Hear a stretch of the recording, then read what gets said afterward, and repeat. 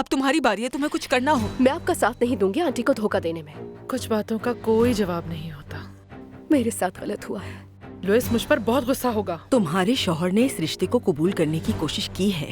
हो सकता है अल्बर्टो उन्हें शहर ले गया हो। ये नहीं हो सकता।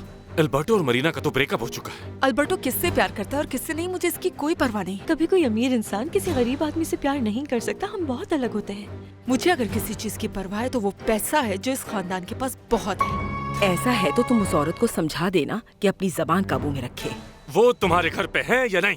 नहीं, ना मरीना ना धामिया ना मेरे घर पर है। जब तक उनका ब्रेसलेट नहीं मिल जाता वो लोग यहाँ से कहीं भी नहीं जाने वाले। याद रखना लीना, तुमने वादा किया था कि तुम उस लड़की के पीछे नहीं जाओगे और उससे दूर रहोगे। मरीना, मैं चाहती हूँ कि हम दोनों एक दूसरे को एक मौका दें। इसलिए मैं तुमसे पूछने आई हूँ कि क्या तुम हमारे घर आकर कुछ दिन हमारे साथ रहोगी? कैसे